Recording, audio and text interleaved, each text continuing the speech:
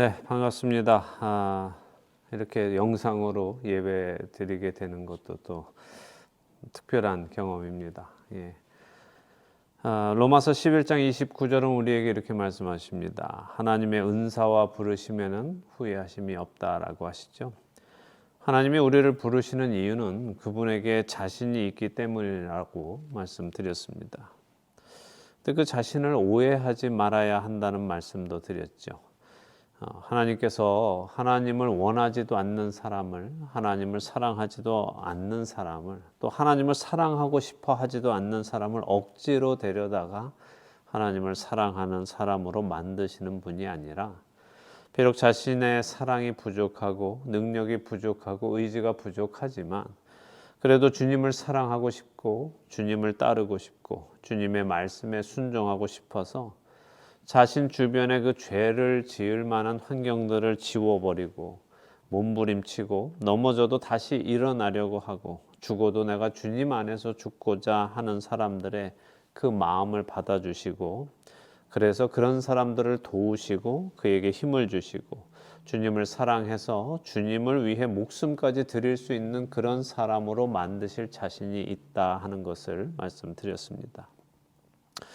오늘 이제 요한복음 또 마지막 부분을 좀 보도록 하겠습니다. 먼저 말씀을 함께 읽겠습니다. 요한복음 21장 18절에서 23절입니다. 요한복음 21장 18절에서 23절 함께 읽겠습니다.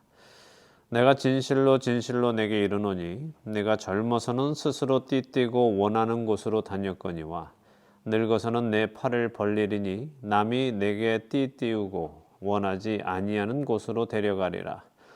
이 말씀을 하심은 베드로가 어떠한 죽음으로 하나님께 영광을 돌릴 것을 가리키심이로라.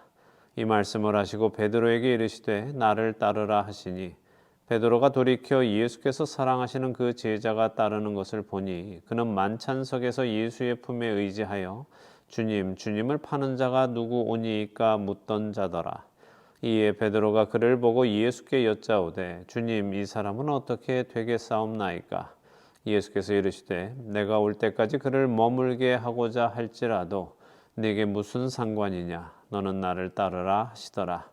이 말씀이 형제들에게 나가서 그 제자는 죽지 아니하겠다 하였으나 예수의 말씀은 그가 죽지 않겠다 하신 것이 아니라 내가 올 때까지 그를 머물게 하고자 할지라도 네게 무슨 상관이냐 하신 것이로라. 아멘. 자, 제가 이 요한복음 21장 시작하면서 사도 요한이 이 요한복음 21장을 기록한 이유는 크게 두 가지가 있다고 말씀을 드렸습니다. 하나는 베드로의 회복에 관한 것이고 또 하나는 요한이 이 복음서를 쓰던 당시에 있었던 한 가지 잘못된 소문을 바로잡기 위해서라고 말씀을 드렸죠. 자, 그 잘못된 소문은 무엇이었을까요? 예, 그렇습니다. 방금 우리가 읽은 본문 안에서 그 잘못된 소문이 무엇인지 알 수 있죠. 뭡니까? 그것은 요한 사도는 죽지 않는다 하는 소문이었습니다. 사실 교회 전승에 의하면 요한은 여러 번 죽을 뻔한 고비를 넘겼죠. 그런데도 죽지 않았다고 합니다. 그래서 요한을 독살하고자 하는 사람들이 그에게 독을 먹였는데 요한은 그 독을 먹고도 죽지 않았다 하는 전승도 있고요. 또 요한을 죽이려던 자들이 요한을 끓는 물 혹은 또 끓는 기름에 넣었었는데 그 안에서도 하나도 되지도 않고 안전하게 목숨을 지키고 나왔다 하는 기록이 있습니다. 자, 이런 이유로 아마 사람들 사이에는 요한 사도는 죽지 않는다 하는 그런 소문이 있었고, 요한이 죽지 않는 그 이유가 바로 예수님께서 여기 이 요한복음 마지막 21장 22절에 하신 말씀이 잘못 소문이 나서 그렇게 된 것이다 라고 알려져 있습니다. 22절에 뭐라고 하십니까? 내가 올 때까지 그를 머물게 하고자 할지라도 내게 무슨 상관이냐라고 하셨는데, 그 말씀이 23절에 보니까 형제들에게, 다시 말해 그리스도인들에게 전달될 때에는 그 제자, 다시 말해 요한은 죽지 아니하겠다, 요한은 죽지 않을 것이다 라는 소문으로 잘못 전달된 것이다 라고 요한 사도가 직접 해명을 하고 있는 것이죠. 자, 그렇다면 예수님께서 하신 말씀의 의도는 무엇이었습니까? 23절 후반부에 그 말씀의 의도가 다시 적혀 있습니다. 예수님의 말씀은 그가 죽지 않겠다라고 하신 것이 아니라 예수님이 오실 때까지 요한을 살아있게 하신다 하더라도 그것이 베드로 너에게 무슨 상관이냐라고 말씀하신 것이죠. 그러니까 예수님의 말씀을 사람들이 자신들 마음대로 해석해서 잘못된 소문이 난 것입니다. 자, 그럼 예수님이 이 말씀을 하시게 된 이유는 무엇입니까? 우리 다시 18절부터 자세히 보도록 하죠. 18절에 예수님은 베드로가 어떠한 죽음으로 하나님께 영광을 돌릴 것인지 말씀해 주셨습니다. 남이 띠띠우고 원하지 아니하는 곳으로 너를 데리고 갈 것이다. 이게 무슨 말씀이에요? 쉽게 말씀하면, 쉽게 표현하면 너 순교할 거야 라는 말씀이죠. 그런데 그냥 단순히 베드로야 너 순교할 거다 이렇게 하신 말씀이 아니라 이 말씀은 예수님을 향한 자신의 사랑의 한계를 인정하는 그 베드로의 고백 위에 예수님께서 위로해 주시며 하신 말씀입니다. 예수님이 요한복음 15장 13절에서 사람이 친구를 위하여 자기 목숨을 버리면 이보다 더 큰 사랑이 없다라고 하셨죠. 그런데 이 21장에서 예수님이 다시 만난 베드로에게 어떻게 하셨어요? 네가 나를 아가페 하느냐? 너 정말 나를 조건 없는 사랑으로 사랑하느냐? 사랑 중에 가장 큰 사랑으로 나를 사랑하느냐라고 물으셨을 때 베드로는 어떻게 대답했습니까? 아닙니다. 저는 친구의 사랑, 필레오 정도 합니다. 라고 답했죠. 그렇게 답하는 그 베드로에게 예수님께서는 마지막 세 번째로 물으실 때는 어떻게 하셨습니까? 그래, 그럼 네가 아가페는 못한다고 하니 그럼 네가 말하는 그 필레오로 다시 물어볼게.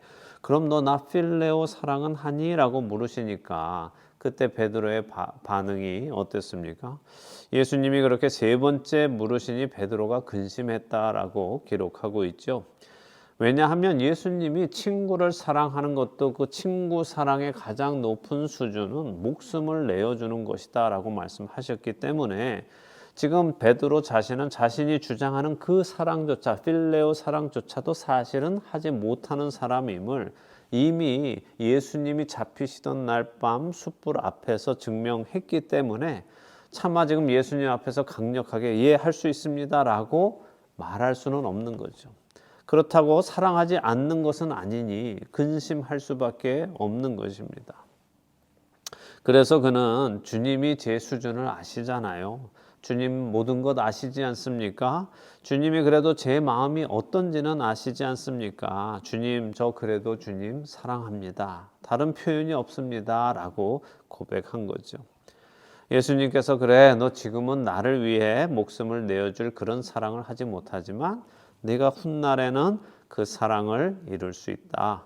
너 그렇게 나를 위해 목숨을 내어주는 최고의 사랑의 경지를 보여줄 것이야 라고 위로하시며 해주신 말씀입니다. 그리고는 말씀하시죠. 너는 나를 따르라 라고요. 자, 요한복음 13장의 앞에 우리가 다시 생각해 보면 예수님과 마지막 만찬을 나누던 그때에 베드로는 주님 어디로 가십니까? 하고 물었고 그때 예수님은 베드로에게 내가 가는 곳에 네가 지금은 따라올 수 없으나 후에는 따라오리라 이렇게 말씀하셨습니다.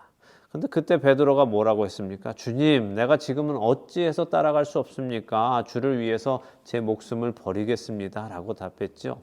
그러나 그때는 따라올 수 없었습니다. 그때 그는 예수님을 따라 죽음에까지 갈 수 없었습니다. 그런데 지금 오늘 21장에서 예수님이 베드로에게 말씀하십니다. 너는 나를 따르라 라고 하시죠. 그 의미는 무슨 의미입니까? 예수님이 가신 그 길, 하나님의 말씀에 순종해서 자기 목숨을 내어주는 그 길을 이제 너 나 따라와라 라고 말씀하시는 거죠. 이제는 너 따라올 수 있다. 요한복음 13장에서는 네가 따라올 수 없었지만 요한복음 21장에서 이제는 너 나 따라올 수 있다라고 말씀하시는 것입니다. 자, 이제부터 중요합니다. 이렇게 귀한 부르심을 베드로가 받았습니다. 자신의 힘으로 예수님을 따르려고 했지만 실패했는데 예수님께서 그런 실패한 베드로를 나무라지 않으시고 다른 제자들 앞에 망신 주지 않으시고 비웃지도 않으시고 오히려 그를 회복시켜 주시고 격려하시고 베드로가 훗날에 자신이 말한 대로 예수님을 위해 목숨을 버리겠다고 한 그 말을 지킬 수 있는 사람이 될 것이라고 말씀해 주셨습니다.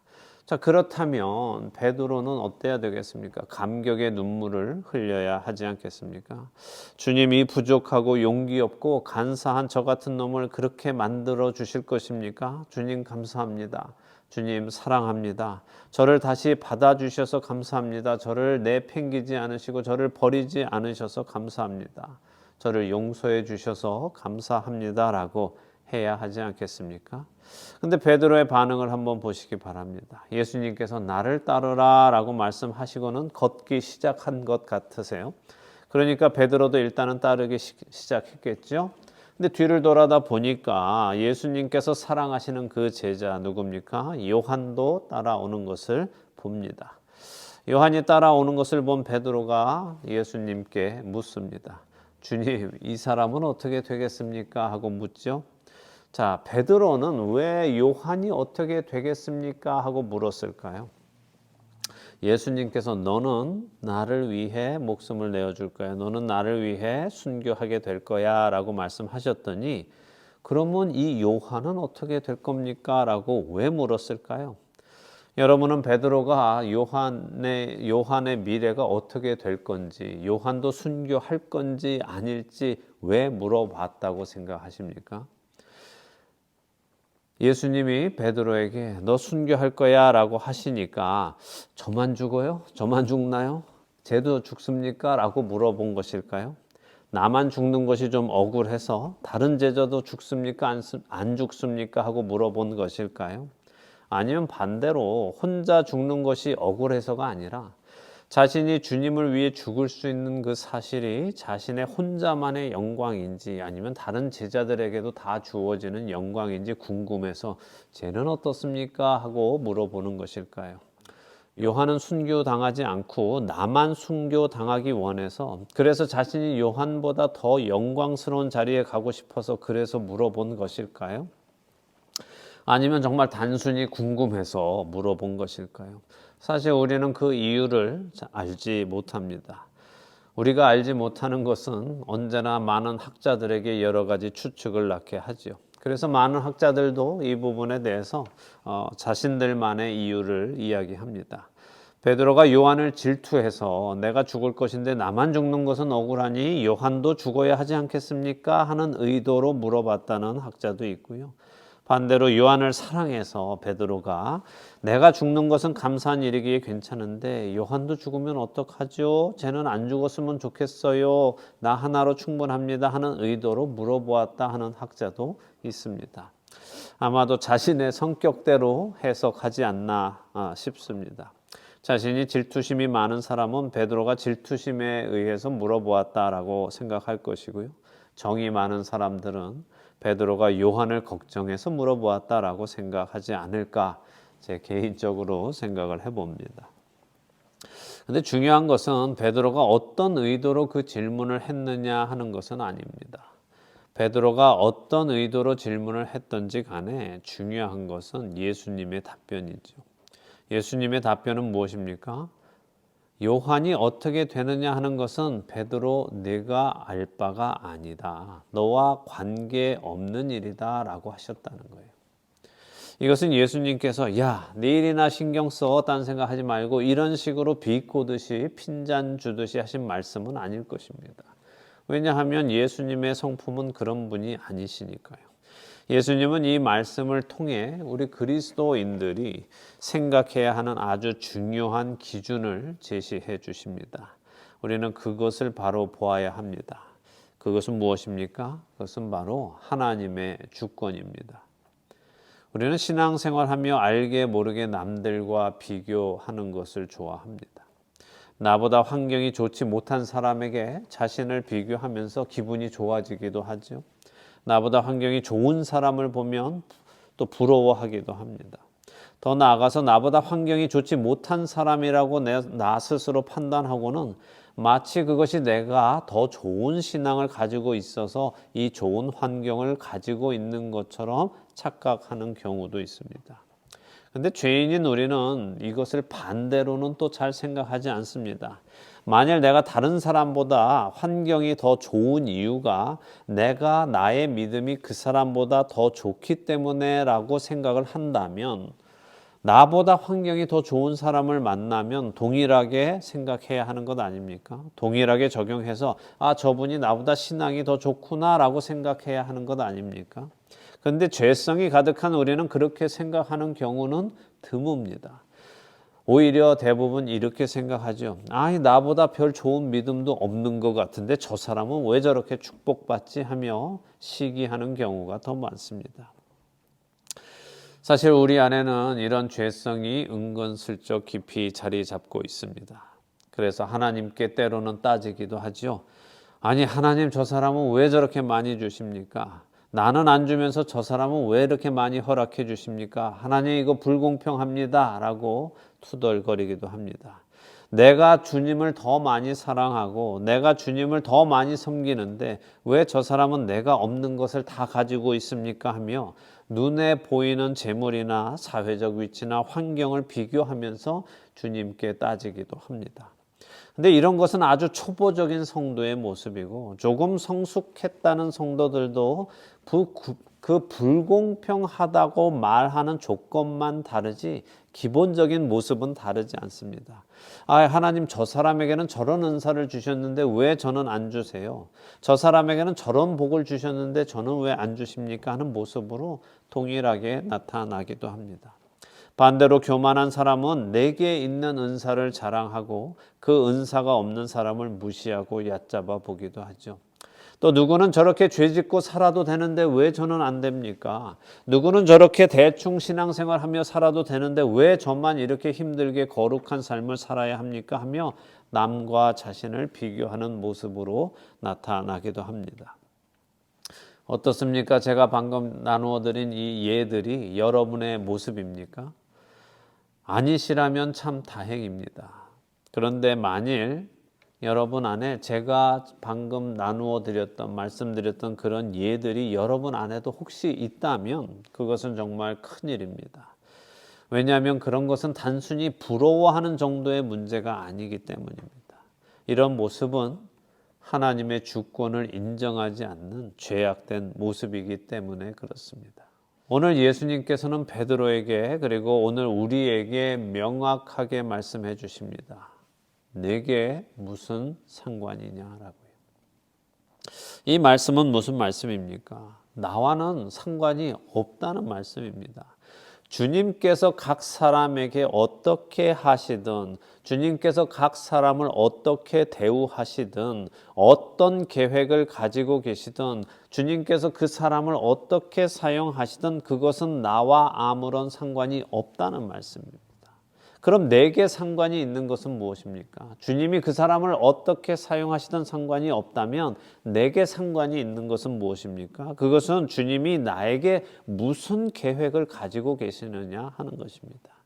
베드로에게 주님이 가지고 계신 계획은 무엇입니까? 첫째는 이제 태어날 예수님의 교회, 예수님의 양을 먹이고 치고 양육하는 것입니다. 그렇게 그는 자신에게 주어진 그 일을 다 마친 후에는 예수님을 위해 순교하는 것입니다. 그것이 베드로를 향해 가지고 계신 예수님의 뜻이죠. 베드로가 관심 가져야 하는 것은 자신에게 주어진 그 사명, 그 이상도 그 이하도 아닙니다. 다른 사람이 무슨 사명을 받았든지 다른 사람이 어떤 죽음을 맞이할지 그것은 나의 주권하고는 아무런 관계가 없고 오직 우리를 부르신 주님의 주권에 달려 있다는 것입니다. 그러니 오늘 우리 각자가 생각해야 할 것은 무엇입니까? 그것은 나의 부르심이 무엇인가 하는 것입니다. 그것을 아는 것이 중요합니다.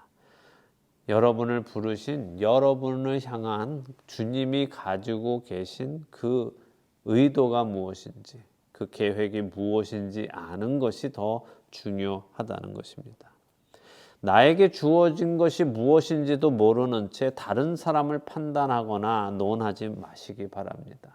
그것은 정말 우스운 일입니다. 또한 여러분을 다른 사람과 비교하지도 마시기 바랍니다. 왜 똑같은 일을 했는데도 저 사람은 잘 되고 나는 안 됩니까? 라는 생각 갖지 마시기 바랍니다. 요한의 형제 야고보를 한번 생각해 보세요. 요한의 형제 야고보는 교회 역사에서 가장 먼저 순교한 사도입니다. 그런데 그의 형제 요한은 교회 역사에서 가장 늦게 죽은 사도이죠. 야고보 사도가 죽으면서 주님께 외쳤을까요? 주님, 왜 하필 접니까? 왜 하필 제가 제일 먼저 죽어야 합니까? 제 형제 요한도 있잖아요. 주님이 요한은 사랑하셔서 안 죽이시고 저부터 죽이십니까? 라고 외쳤을까요? 야고보 사도가 순교하고 얼마 지나지 않아 베드로 사도도 옥에 갇히죠. 헤롯이 야고보를 죽인 후에 자신의 인기가 올라가자 베드로도 죽여서 더 큰 인기를 얻으려고 베드로를 잡아서 옥에 가뒀습니다. 근데 천사가 와서 어떡합니까? 베드로를 풀어줬습니다. 그때 야고보가 천국에서 외쳤을까요? 주님, 저는 안 빼내주시더니 왜 베드로는 빼주세요? 나는 그냥 죽게 내버려 두시더니 왜 베드로는 풀어주십니까? 정말 섭섭합니다. 라고 했을까요?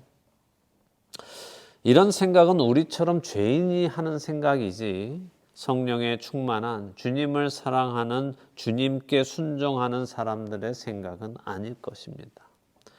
야고보 사도가 그럴 사람이었다면 주님은 그를 먼저 데리고 가지 않으셨을 것입니다.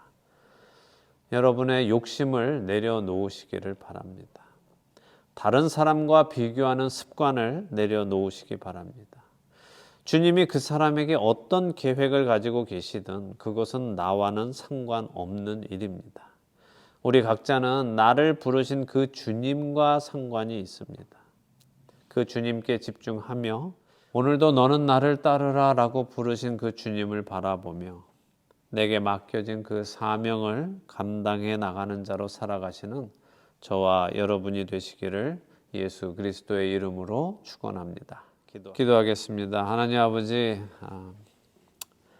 우리를 부르신 그 은혜에 감사드립니다. 주님, 우리 자신을 돌아봅니다. 우리 자신 참 부족하고 연약해서 또한 여전히 죄성이 있어서 이 부르심의 길을 가면서도 때때로 다른 사람들을 바라보고 또 그들과 나를 비교하며 섭섭해하기도 하고 불만이 우리 안에 들어올 때도 있습니다. 그것은 하나님의 주권을 인정하지 못하는 것임을 오늘 말씀을 통해 배웁니다. 주님, 주님의 주권을 온전히 인정하는 저희가 되게 하여 주옵소서. 베드로에게 하신 그 말씀,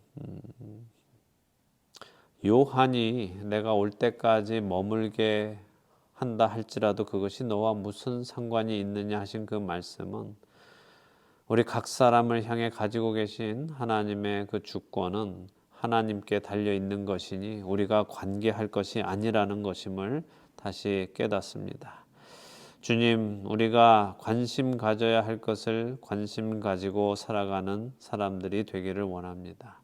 우리 각자를 부르신 그 사명을 기억하게 하시고 그 사명을 따라 살아가게 하시며 주님의 영광을 위해서 주님 가신 그 길을 따라가는 저희 모두 되게 하여 주옵소서. 우리를 구원하신 예수님의 이름으로 기도드립니다. 아멘.